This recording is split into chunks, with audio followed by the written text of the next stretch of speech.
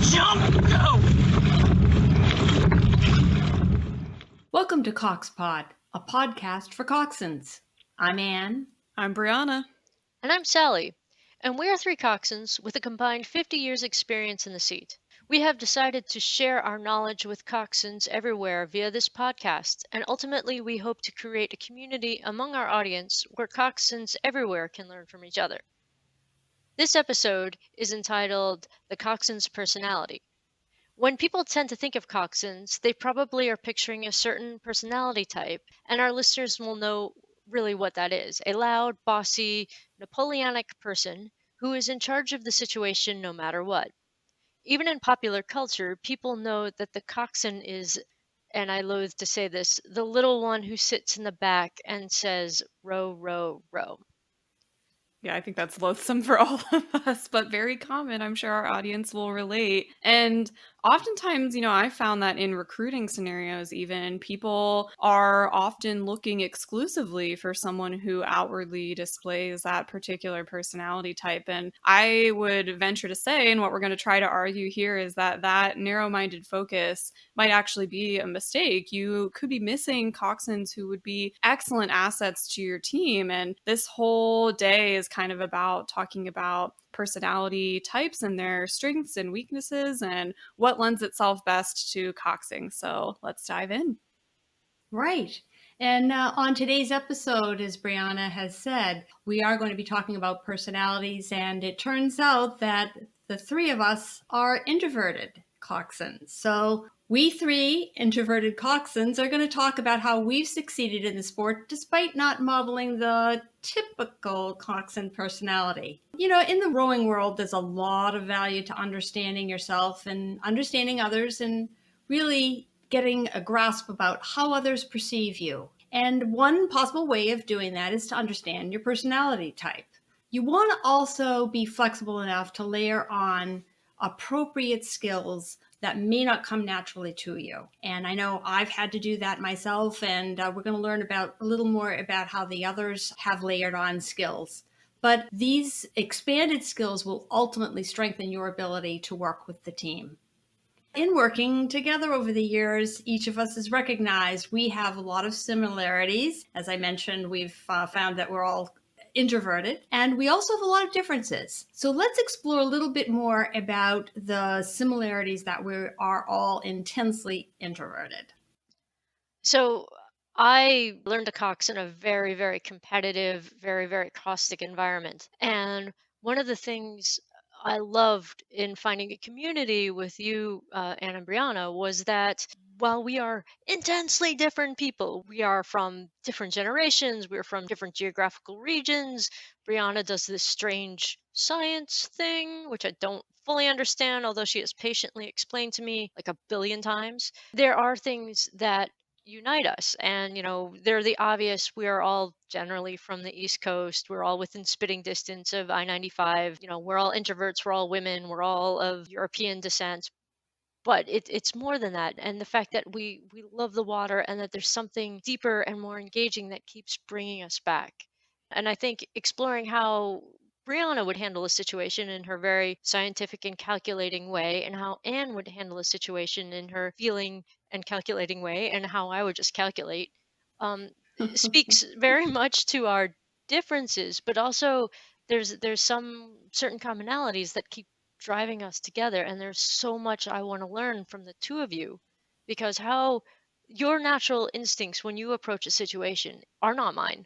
And learning and understanding how you interact with your crew, learning on how you think about steering, really only makes me a better person. So I think understanding our personalities goes a long way into talking about celebrating our differences and making a more diverse community.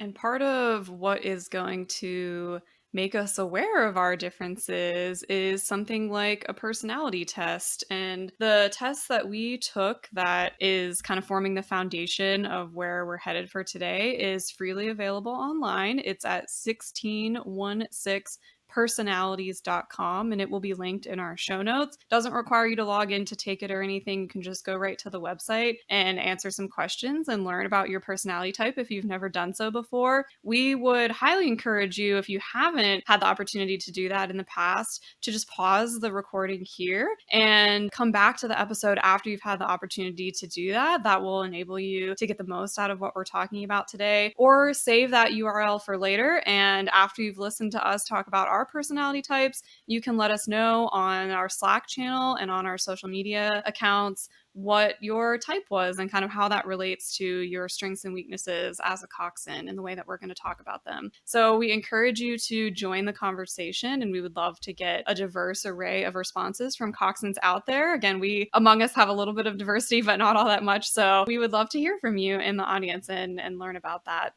And what you'll find as you take this test is a variety of questions that kind of present you with a scenario and ask you to agree or disagree with it. And so, for instance, one of these items, I'll just read through a few, is you are still bothered by the mistakes you made a long time ago. That's not me. That's never been me. I've never made mistakes ever. Mm-mm. I do not spend weeks at night rethinking calls I made in 1994. Nope, not me. Unrelatable. We know how you answered this question now, Sally, don't we? Another one related, if you make a mistake, you tend to start doubting yourself, your abilities, or your knowledge. Very relevant for coxswains. A lot of people might be resonating with this. Another one, you can stay calm under a lot of pressure. Agree or disagree? Personally, I think I've seen people medevaced out of Brianna's boat, and I am not sure her face changed at all. So I would say, Brianna, you got this in a crisis. Stone Cold Steve Austin has nothing on you. You are so right about that, Sally. I've seen Brianna under pressure, and you would not understand or know probably what's going on under the surface, but she projects a lot of calm, which is a great asset, I think. I kind of admire that about her a lot. Thank you, guys. Yeah, like I shared on a previous episode, that it really was rowing situations that enabled me to be able to answer this question, because you don't really know in those scenarios until you don't know how you're going to respond until you're in them. So I was able to answer that one with more confidence thanks to coxing. Another item on there says, in your opinion, it is sometimes okay to step on others to get ahead in life. It's kind of funny that should be coming up because I am not really good with linear rules, but I'm a big believer that the end never justifies the means. So I will bend rules and I will give my crew the maximum benefit possible, but there's a point when my reaching to obtain benefit from my crew interferes and unjustly affects other people, and I respect the sport and I respect training far too much to ever accept cheating to get a medal. If nobody's going to take the medal, it's mine. But I'm not going to Loki somebody out of a medal. Another question we have is, you often make decisions on a whim, getting at the idea of spontaneity in coxswains, or in people in general, but in this case we're thinking about how this could apply to coxing. I know when I answered this question, how I responded. I think it's going to be really one of those many interesting questions in this test that people will learn more about themselves, and then how that answer informs what personality type they have. So I think people will get a lot out of that question. I find it interesting because I am perceived as making very quick and very snap judgments. But the truth of the matter is, I have run an algorithm in my head weighing the cost benefit ratio and the possible outcomes. So it's for me, it's I don't make decisions without really pondering through the issue. I just have this little Rolodex of anxiety that I sort through prior to making decisions. And I think that's one of the benefits of taking this test, is that, yes, Sally, to your point, someone might make a judgment about you not knowing your inner life, about the fact that, oh, Sally seems like she makes decisions on a whim. Whereas what you're saying is that there is a lot going on underneath there, and you would answer this question very differently than someone who answered it for you. So, yeah, that's a great takeaway. I have not mastered Brianna's poker face, though. You can usually see me straining out an algorithm. Brianna, cool as a cucumber. I don't know, Sally. You do it so quickly. It's you don't realize how quickly it happens. But I understand you, knowing you better now, that there is a lot that goes on at the speed of light. So, what other questions, other kinds of questions might people come across in these tests? Yeah, here's one that really addresses something that could be so relevant for coxing. And the question is, you tend to focus on present realities rather than future possibilities. Wow. Yeah. That's a lot about decision making and how people approach everything from practices to race situations. I think that's a great question to really flesh out how you approach things, right? The interesting thing for me is if you are coxing an Empaka or a Filippi, right, it takes a good 45 seconds to actualize a 15-degree turn. So when I'm coxing and I'm in head of the Charles, which is all turns, I have to be planning 7 minutes out where I need to be, what I need to be doing for my next turn. And at the same point, I can't be losing track of the now. So for me, both aspects of my brain are running at the same time. Flashback to my first head of the Charles, where I raced in an Empaka, and it was a bad time. That's a story for a future episode. But I very much agree with you. I like that this question kind of speaks to where we're going to take the rest of our conversation, which is that a lot of these skills, you do need both aspects actually in order to succeed as a coxswain. And so if you find that some parts come very naturally to you and other parts don't, it just means that you need to kind of target those areas that maybe are a little weaker and nurture them in order to be the most well-rounded, most successful coxswain that you can possibly be. And so what this test is going to show you is where your strengths and your tendencies naturally lie. And that'll give you a clue as to where to kind of devote your efforts in areas that, if you strengthen those, could really strengthen you as a coxswain. In addition to providing that link to the 16 Personalities website, and you can read a lot there about their approach to designing this test, I'm going to provide to you guys in our show notes, which you'll find at coxpod.com/003. I'll provide some links to other resources out there, other podcast episodes, some scientific articles that you can read to kind of inform yourself more about the science of personality tests if you're interested. This is something that I think about a fair bit. I've always been personally interested in it, but also by vocation, I am a psychology professor. So this is a domain that I feel qualified to talk about in some sense. And so I'll just give you a little bit of background. One of the cool things about this 16 Personalities site, which we're not affiliated with in any way, but again, it's just a nice place where you can go and get a free assessment of your personality. While they use the language of a really commonly known assessment, the Myers-Briggs Type Indicator, or the MBTI, as people refer to it, they actually base their assessment off of the Big Five, they're called, the Big Five personality traits. And another term for that in the world is the 5-factor model. And so this is actually one of the best supported scientific models of personality and kind of characterizations of personality types. So the Myers-Briggs has been criticized because it places people into binary categories. And so you are either an I or an E. You're an introvert or an extrovert. And we'll talk about all of these different categories, and we've shared where we lie on that. And due to that, anyone who's kind of teetering right on the edge of a particular type could, depending on just changing their response to a single item on the test, they could land in a totally different category in terms of getting a different set of letters as their personality type that comes out of that test. And so that gives sometimes some questions as to what we call in psychology the test-retest reliability of this test, where you might take it once, take it a second time, and give slightly different answers and get a different personality type. So in my case, I fall pretty far into the particular side of the dimension that my letters are attached to in a lot of cases. And so I've always found that this personality description really resonates with me. But if you find yourself more towards the middle, that just could mean that you know, are more balanced in terms of these traits. Brianna, can I interrupt you for a Yeah, second? Because I have a please. question about that. So, what are you going to recommend for those of us who take this test? Because I took the test and I was like, should I take this over and over and over again and average out my results or what? Because I just wasn't sure. So, as a scientist, what's your recommendation?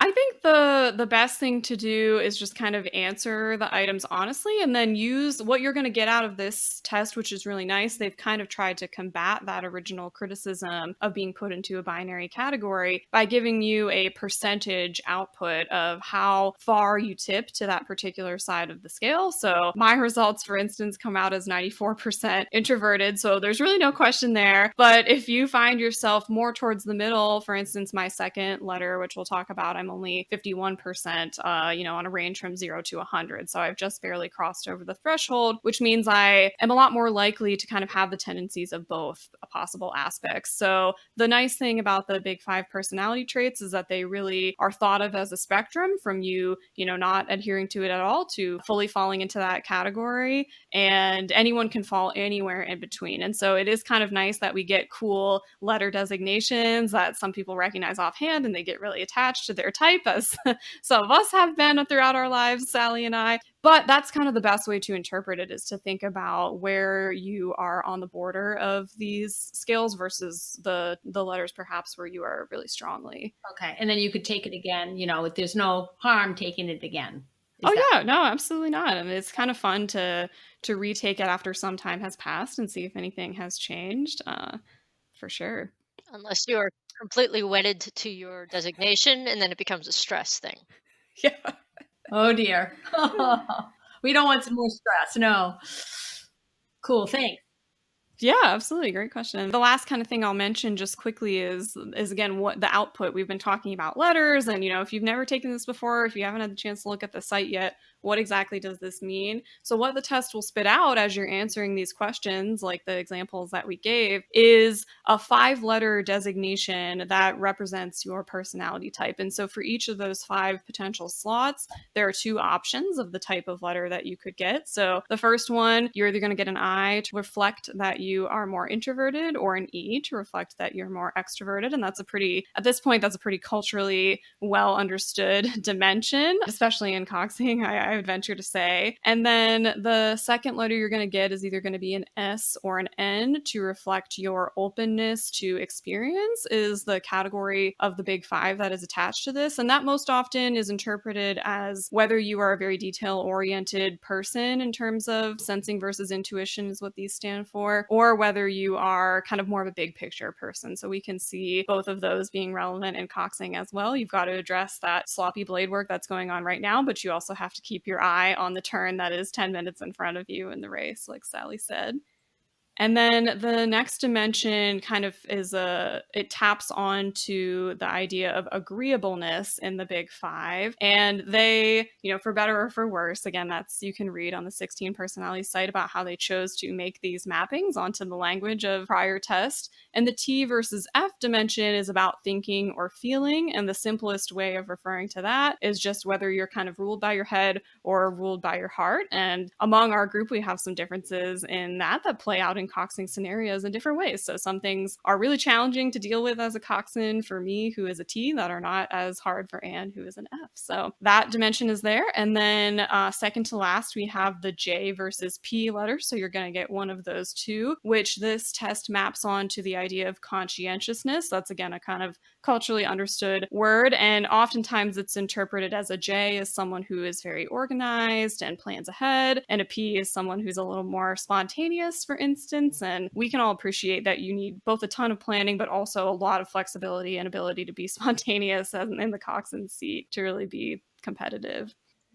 And The final letter is added by this test, so it's not present in the original Myers-Briggs, but because they needed to capture all 5 personality traits, they added one that reflects the category of neuroticism, which kind of refers to how often you are preoccupied by what other people think about you, which we saw some of those questions about reflecting on your past a lot. And that gives you either an A or a T based on where you fall on that dimension. So again, I highly recommend that you check out the site. It's just fun to do, and we'll teach you about yourself. And again, we would love for you to share with us what you got. So now it's time to reveal our results.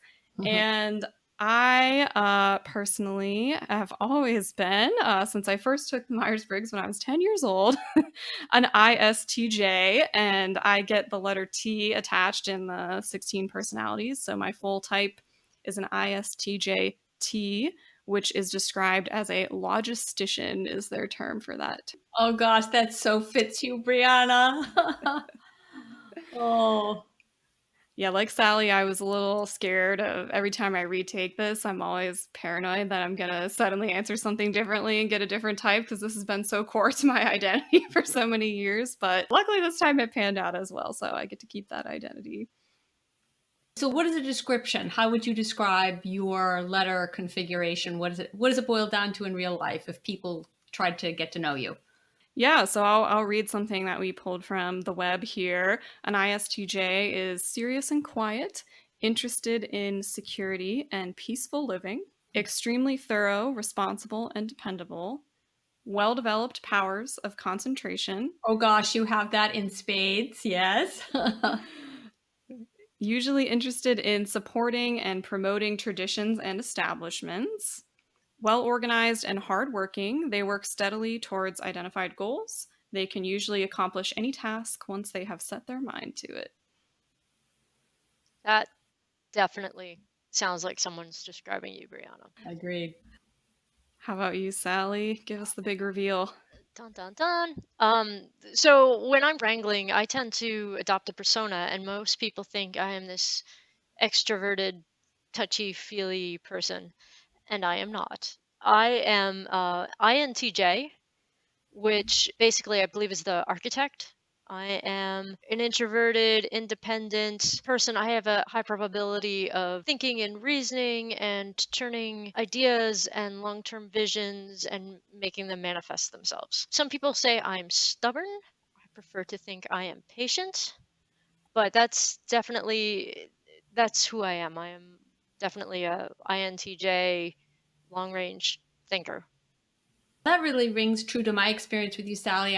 I know I've said this to you before, but I'm going to share with our audience is that when I want to think of a few words to describe you, Sally, I like to think of this as somebody who really enjoys something as crazy and difficult as 3D chess. And the description of your personality type seems true to that, right? I actually own a 3D chessboard. And if anybody's you interested do? in playing, yeah, I'm all about it, both Star Trek and traditional. So, Oh, wow. Trekkies, unite. yep. Um, I did not know that till this very moment. That's but awesome. I love the game of it, and that's one of the things that draws me to Coxing is it's a real time blitz chess match, and I have to bring all sorts of gamuts and games and tricks that I need with rapid recall. So I truly enjoy that. What about you, Anne? Well, I fall again into the introverted category. So my letters are I, N, F, J, and I'm also a T at the end. So again, I'm introverted, but I end up being the only one in this group, I think, that has the F for feeling. And I'm going to read the name that the website's given to me. And this is my first time ever doing this. They call me the advocate, which I actually kind of agree with. And the description there is that it's quietly forceful, original, and sensitive. I tend to stick to things until they are done. True enough. I'm intuitive about people and concerned for their feelings. And I have a well-developed value system. And they say that such people strictly adhere to that value system, I would say, in my case, to a fault. The description reads more that we're well respected for the perseverance in doing the right thing, and they are likely to be individualistic rather than leading or following. I don't know. Do you guys think that rings true for me? Very much so. It's frightening, actually. Huh. Well, that's all well and good that we've given you our letters and we've kind of shared a little bit about what our personalities are described as with regards to the website. But let's talk about some examples about understanding how this might play out in our coxing lives. So, Sally, can you give us an example of how this might play out? All right, so nowhere in my personality type does it say I'm exceptionally erudite and quote literature, but brace yourselves, here I go. Sun Tzu, who was a Chinese philosopher, said that if you know your enemy and you know yourself, you need not fear the outcome of 100 battles. And the real stressing for me about this Myers-Briggs is understanding who you are and then understanding how you are heard. And for me, I think it was really interesting and really illuminating to find out that when I express myself, which is just a natural means of curiosity and a genuine interest in something, I don't always come off so well. In fact, I believe arrogant, and I don't want to demonetize ourselves, but arrogant fool has been bannered about a bit. And hearing people talk to me in such a way, or thinking that I'm being cocky and arrogant when I am just trying to understand a situation was really fascinating. So I've learned to modulate both my tone and my vocabulary and not always use the philosopher literature quotes. They still creep in there, but How did you come to learn how you came off to other people? What kind of made you aware of that? again, lots and lots of negative reinforcement in my life. But one of the things that I struggle with is Brianna, a long time ago in a galaxy far, far away. Wrong franchise. Yeah. Oh, sorry. I was your coach, and it came down to head of the Charles decision, and it was between you and another coxswain, and I felt that you were the more skilled coxswain. You were the better choice for the A boat. The powers that be, the management committee, felt that the other coxswain should have it not based on her merit, but based on various and sorted other emotional decisions. And I knew, Brianna, that you would be exceptional in whatever boat and whatever seat I put you in. I just wanted the best for you because I thought you were the best the team had to offer. And coming up with things like that, where in order to play the game, my philosophy, my rubric didn't apply because the team's mentality was so different than mine, and trying to understand that it wasn't personal, it was just a different approach to the same information that are examples of how I learned this.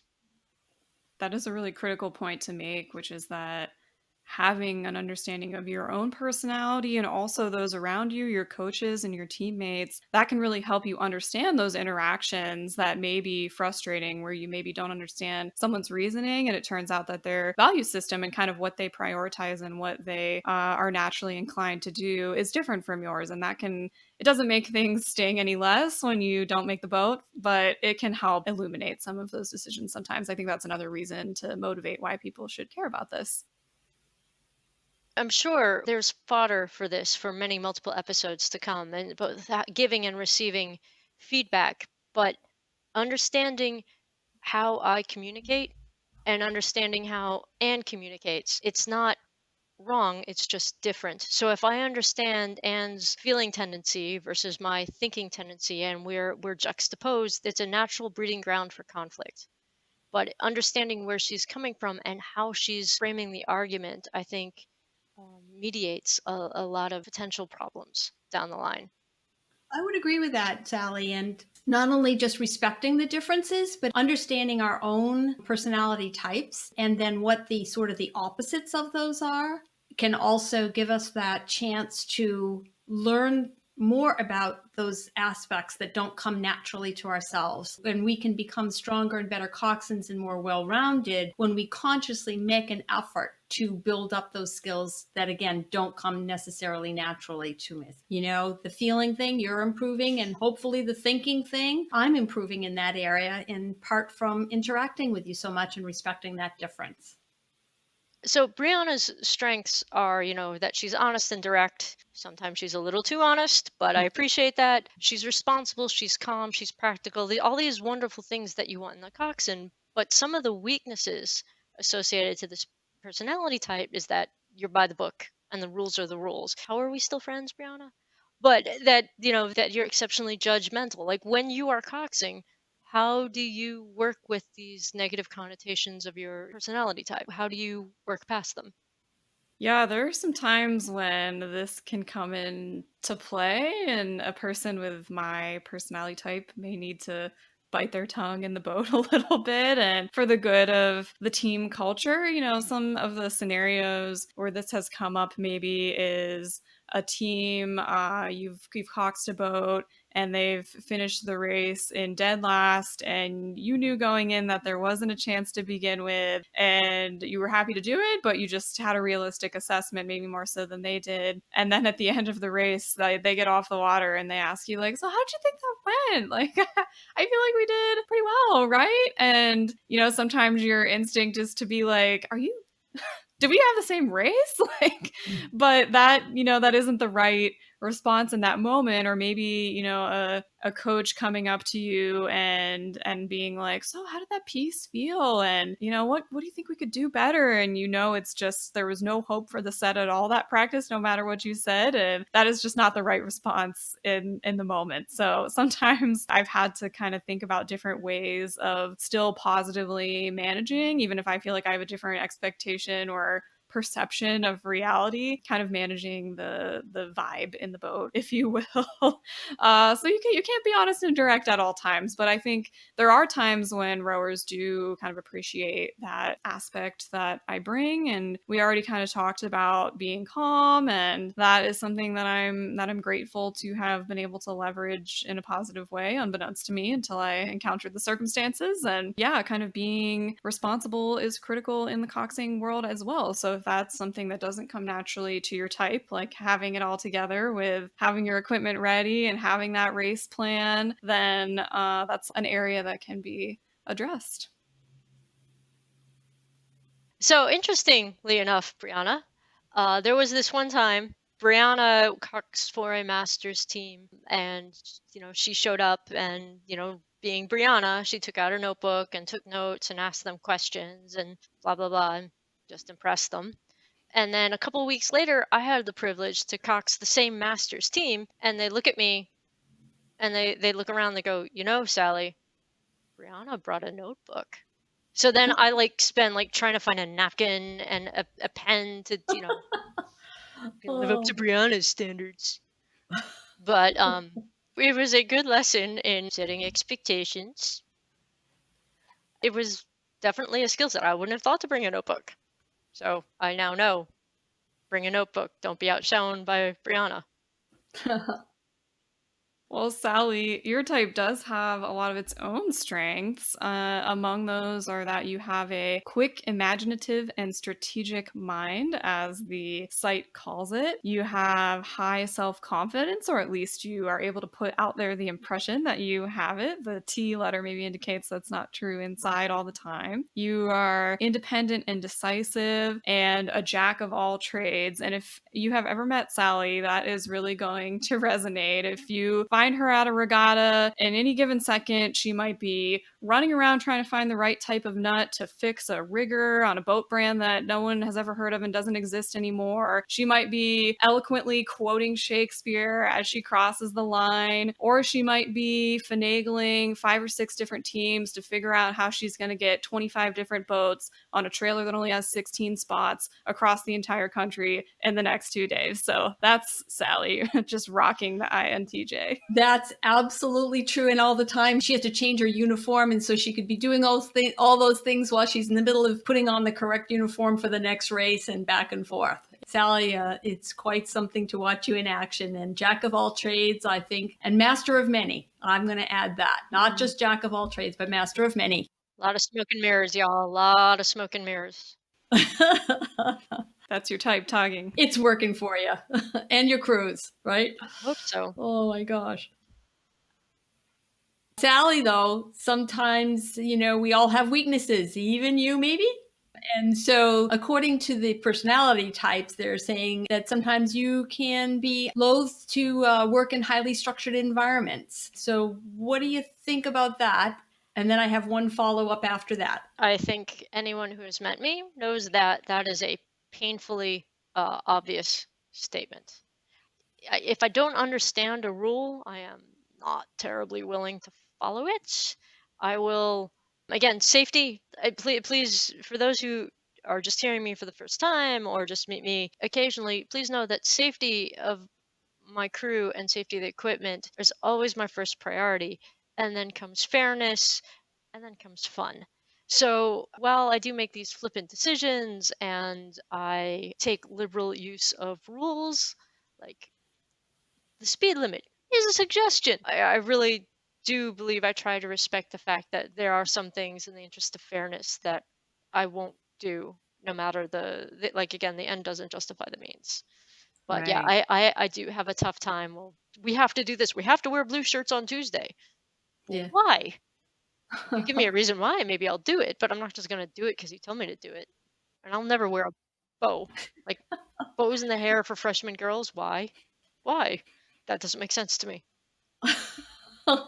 Well, another area that might be hard for you is things like those team rituals, right? So, how do you react to them, and then how have you learned to react to them differently over time? So I'm a history geek on top of everything else. So I do appreciate a certain amount of ritual and tradition for history's sake. But again, there are some things, some histories that shouldn't be repeated.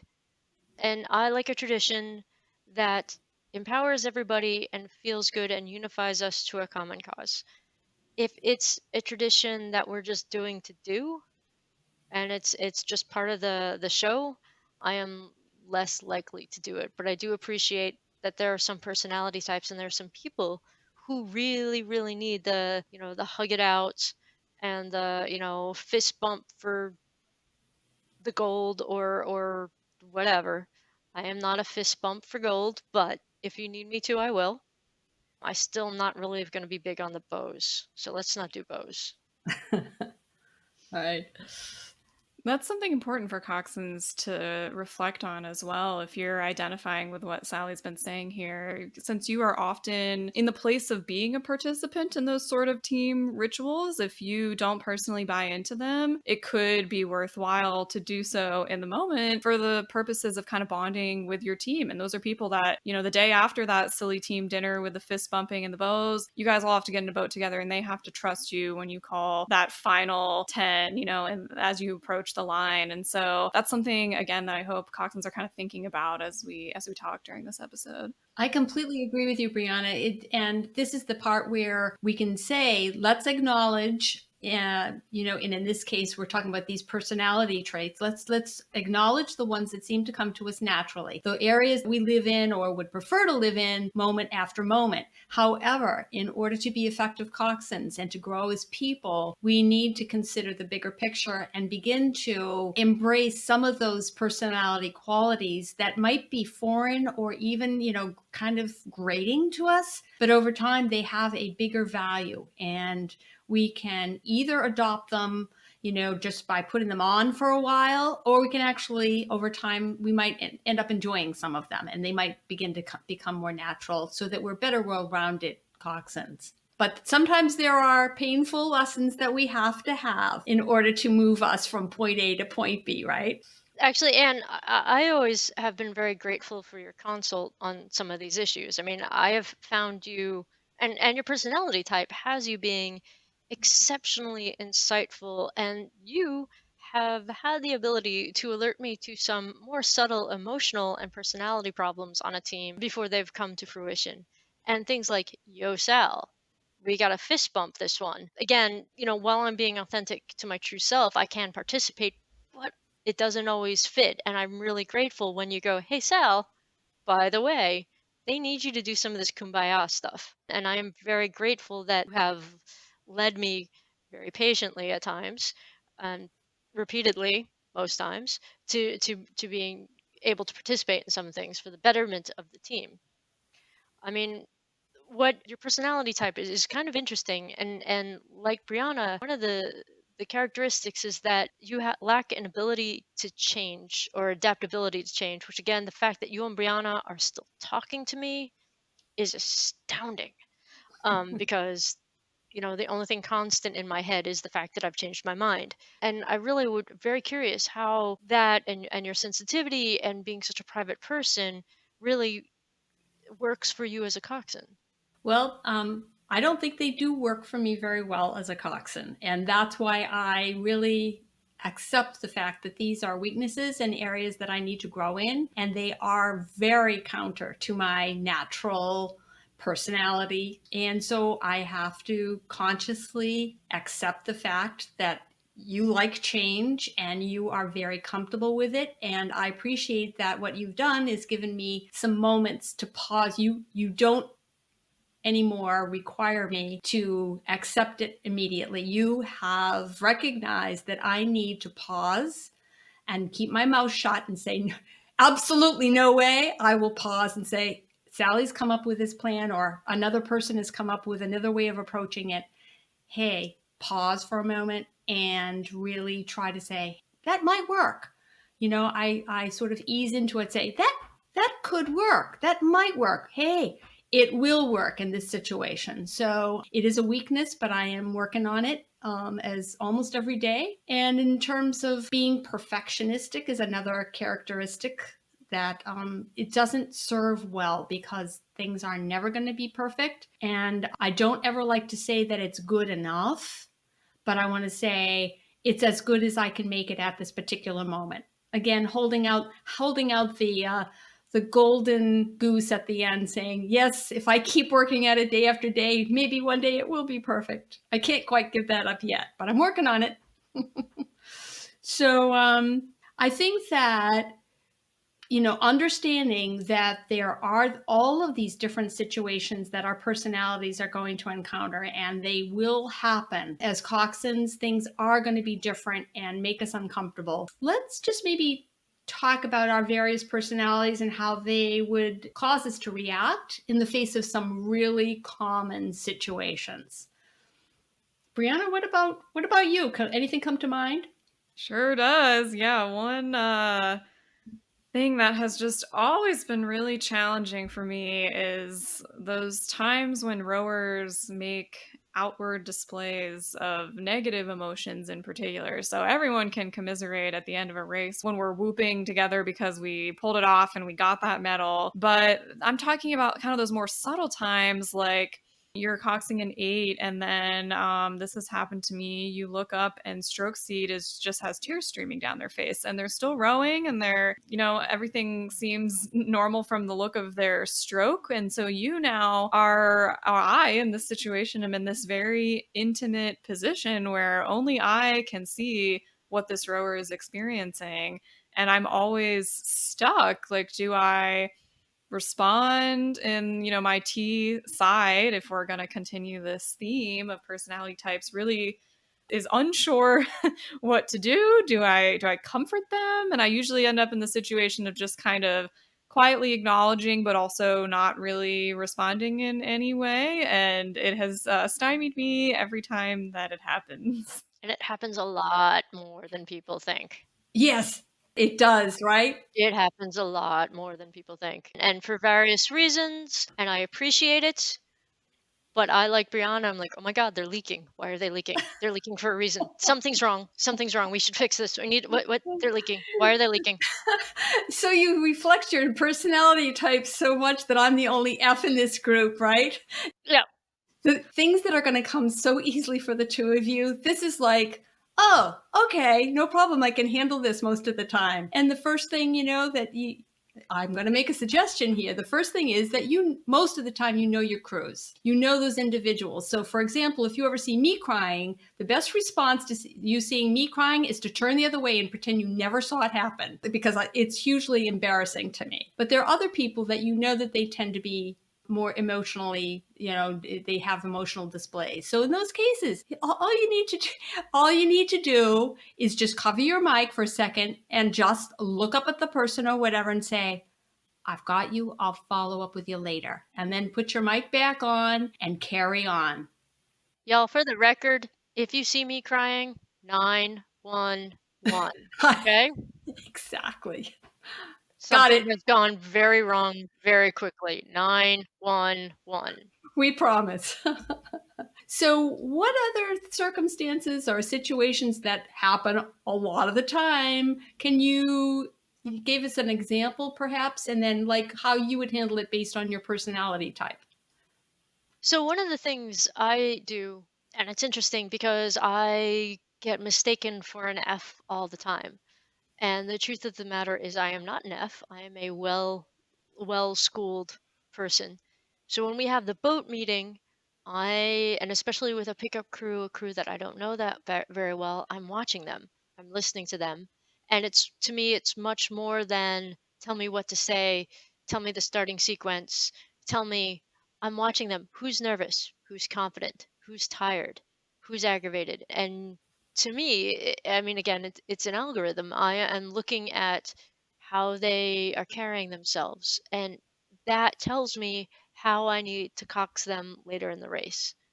I wish I could say it was this incredible outpouring of empathy and emotion and stuff, but again, it's like, oh my God, she's leaking. What are we gonna do? Brianna, she's leaking. Help. Well, so on the surface, you would seem like you are an F, and you might come across to other people as an F, but you accomplish that outward appearance through your analytical methods. And please don't, again, for people who don't know me, I am not sitting there like a robot judging you. That's Brianna. But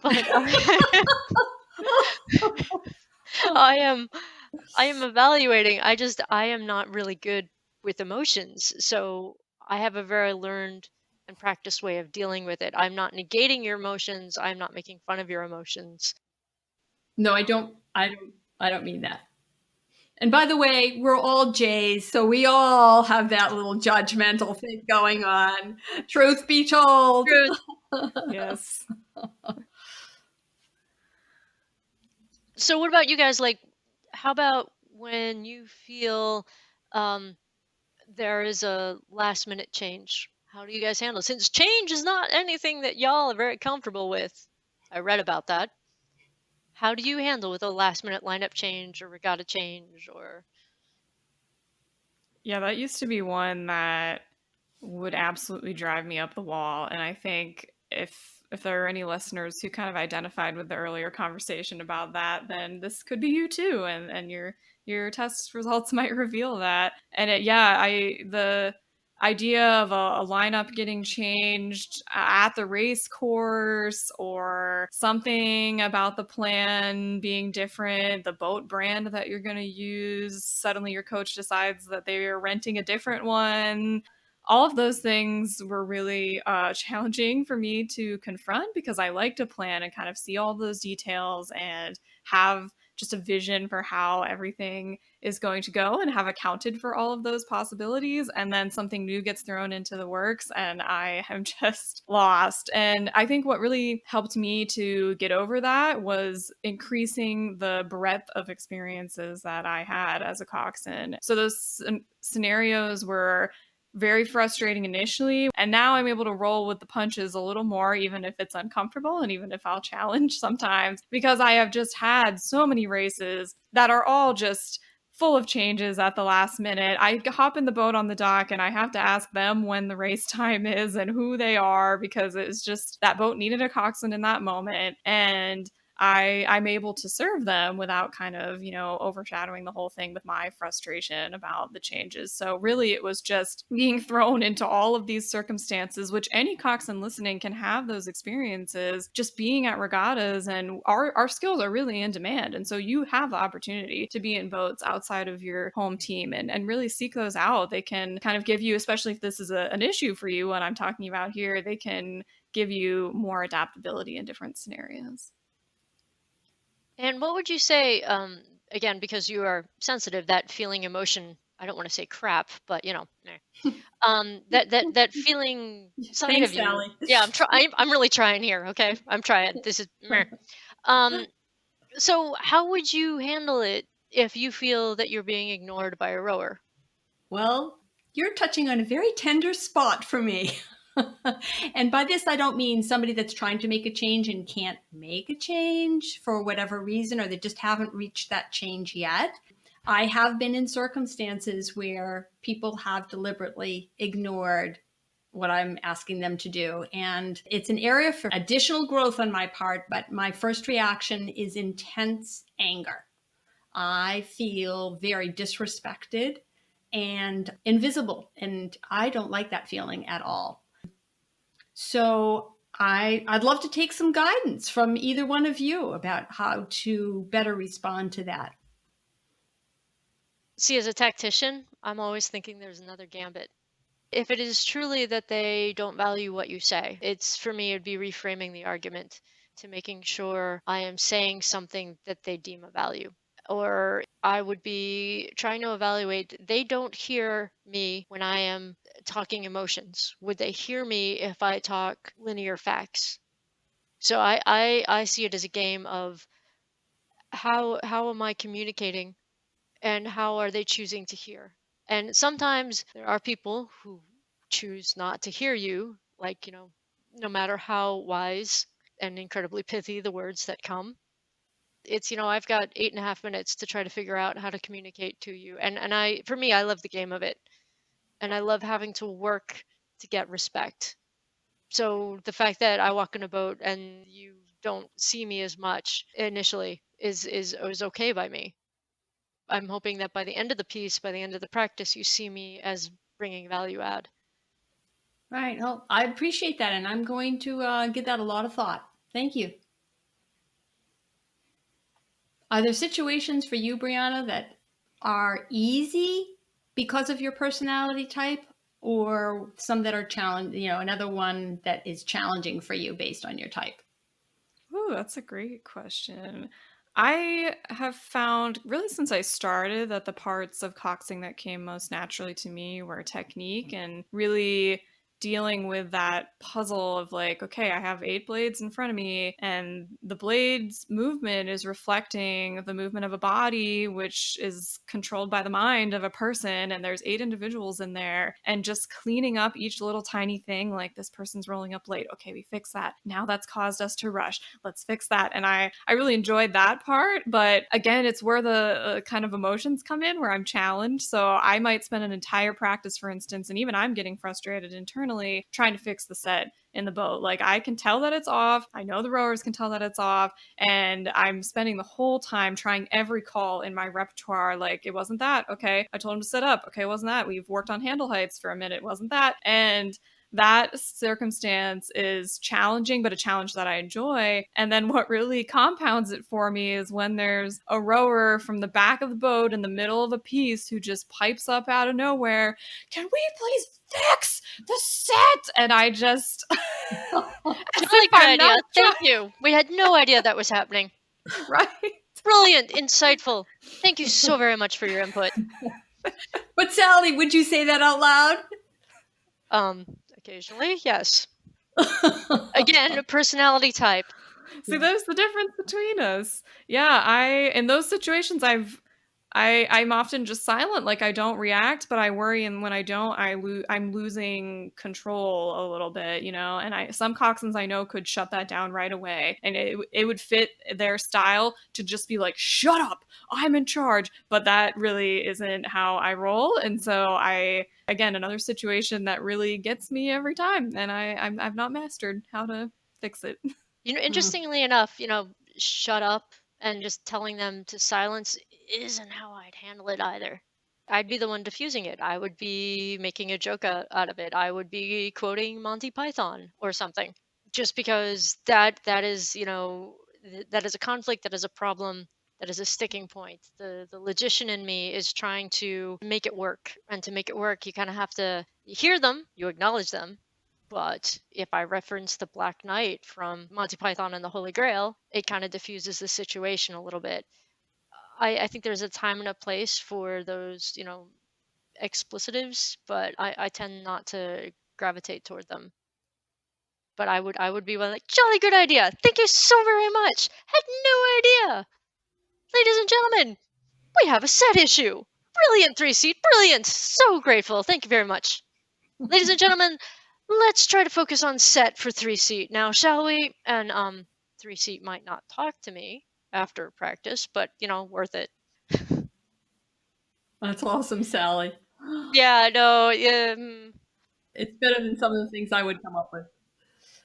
there's a time and a place. And again, I wish I could say that comes naturally. That is a learned skill. I evaluate the tension in the boat. I evaluate 3-seat's anger. I evaluate who's it coming from. Why are they saying it? Are they saying it because the boat's really down? Or are they saying it because they're getting stuck in the water and they perceive the boat is down to their side? And all these little algorithms are running in my head. And my mission is to get the boat back safely and try to actualize the race plan or the workout or whatever. So how do I manipulate the situation that the common end is actualized? So given that, Sally, tell us how much you love situations that you couldn't have planned for. Like, we all know you've relished the experience of having a seaplane come down in the middle of your race out west. that was taking coxing to like 3 dimensions. For all of y'all that cox in Seattle or Washington State, God bless you guys, because that is pretty crazy. Yeah, we were doing Tail of the Lake, and a seaplane comes whizzing down as I'm in the middle of the racing queue. And on the East Coast, seaplanes are not that common. And it gets close to you, it kicks up a wake while it's still in the air. It was one of those things I had not anticipated during the race plan.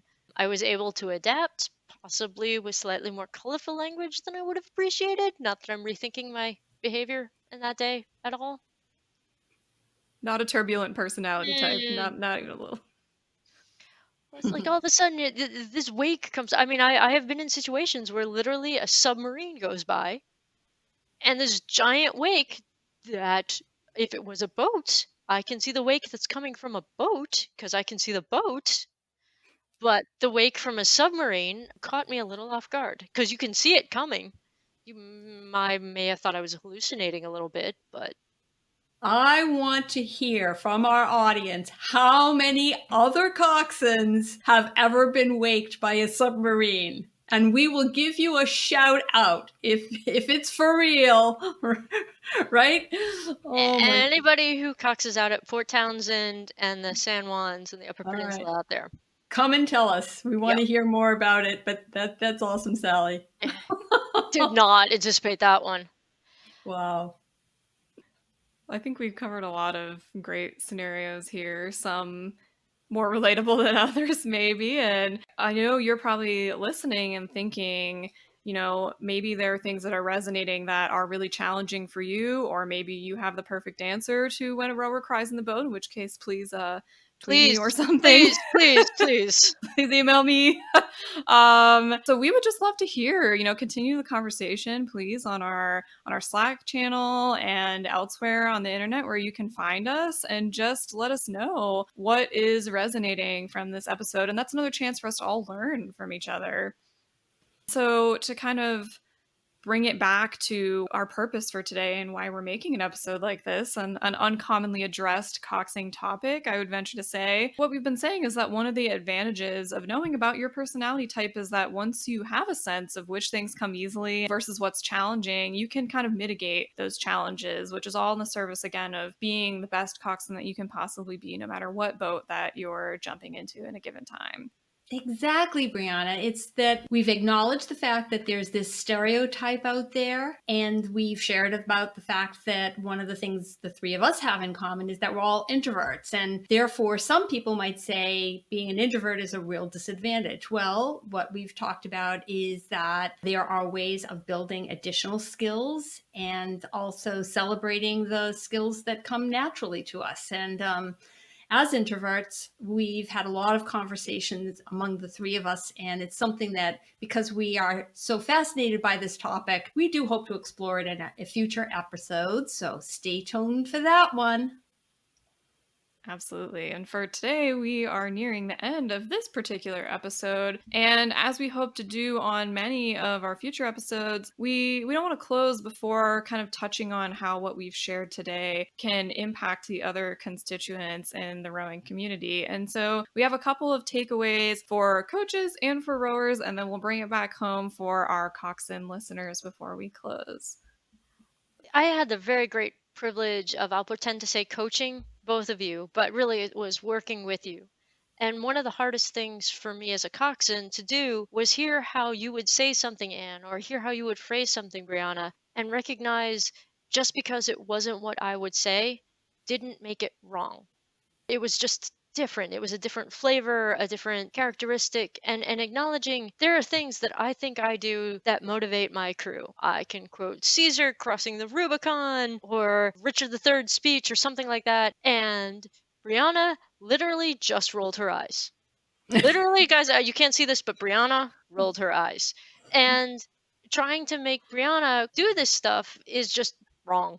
It is, well, it'd be funny, but it would be really wrong. And acknowledging that Brianna's going to have a completely different way of phrasing things that I really need to respect. And acknowledging just because it's different doesn't make it wrong. It's just different. The whole Myers-Briggs thing is based on Jungian philosophy and an archetype about who people are. And the truth is, we're all different people with tremendous amounts of strengths and weaknesses and whatever. And all that matters is when we get the boat is that we celebrate each other to make our weaknesses better so that we become greater than the sum of our parts. And understanding who we are and understanding what we are really goes a long way into helping that happen. I can think of myself as this kind, compassionate person, but in reality, I come across as this really unpleasant, caustic word that would get us unmonetized. And knowing that that's my natural personality, I can bring other better parts of my personality to light to help push the boat forward, to help push the practice forward. And I think understanding and acknowledging that is really important for coaches who work with coxswains, for working with the team, for working with a greater dynamic. I guess to bring it back to probably our main audience of coxswains, it's also worthwhile to take what Sally just said and recognize that what works for one coxswain is not necessarily going to work for you, and it's not something that you have to copy exactly. So if you listen to a recording of Sally and hear her quoting all kinds of ancient literature, that isn't necessarily going to be the strategy. If you just plug that into your own coxswain, it doesn't mean that it's going to work. So again, part of the point of this is to celebrate what you naturally bring to the boat and the strengths that accompany that. And it frees us up to be able to kind of learn from each other and take what works and leave the parts that don't work and let them shine for that particular coxswain. And so there's no need to, reproduce exactly what you've heard on a recording. And that's something that we hope this environment where we're encouraging coxswains to share maybe a little more than they are raised to do in their home environments. We're hopeful that doing that rather than kind of competing against each other will make every race that happens out there just be a better experience for us and for rowers. Whatever you do, don't quote Jane Austen. No good can come from that. I know I'm rolling my eyes now, Sally. I had to try. I had to get every one of you. How about tips for rowers? Yeah, I would say to them very similarly along the lines of what we've been talking about so far. Rowers, I think, can sometimes fall into a fallacy, especially if they've been on an established team and a new coxswain joins them. They can hold that coxswain to the same stylistic standard as their previous coxswain who, was on the team for a long time. And that can be a mistake. Again, we're really highlighting that two people who are both super successful can sound very different in the boat, and both of those approaches can lead to a lot of success. So I would say if someone new joins your team, resist the temptation to kind of mold them into the exact style of your favorite coxswain. Absolutely share with them what you like and don't like to hear from a coxswain, but be open to the fact that they maybe are going to bring new things and new approaches and new quotes and other expressions and parts of their job as the coxswain that may really work well for your team that you hadn't yet considered. So that's the advice that I would give to rowers. I really like the way you phrased that, Brianna. And I'm going to work on bringing us towards the end of this episode. And one of the things that we had talked about, the three of us, and what we'd like to offer in these episodes every time is some kind of quick pick. And we've dealt with some heavy topics, some light topics in here, but I want to toss out a quick pick that is, to me, hilarious. And I think the three of us watched parts of it together and we were enjoying ourselves. And what this is a quick pick for silent film. If you haven't seen it yet, going to recommend, it's called The College and features Buster Keaton. It's a black and white silent film. And there's a specific rowing section in there where he is a coxswain. And if you'd like to watch it yourself, if you haven't yet, find the link on our show notes at coxpod.com/003 and let us know your reaction to it. We just throw it out there as sort of a fun, lighter-hearted item for your consideration. It's worth a watch. It's incredible. All right, so in closing, one of the shared letters in all of our personality types was I for introvert. Despite the fact that three of us share this other uncommon personality type for coxswains, we do still want to emphasize the fact that it's not the only personality type for coxswains, and anybody who works hard can do an amazing job in that seat. In the meantime, we invite you to engage with us on social media and on Slack, where your questions might get featured in a future episode. And if you have any advice on that crying rower thing, please. Please, we need help. Yeah, please. We would also love for you to consider supporting us on Patreon, if that's of interest to you.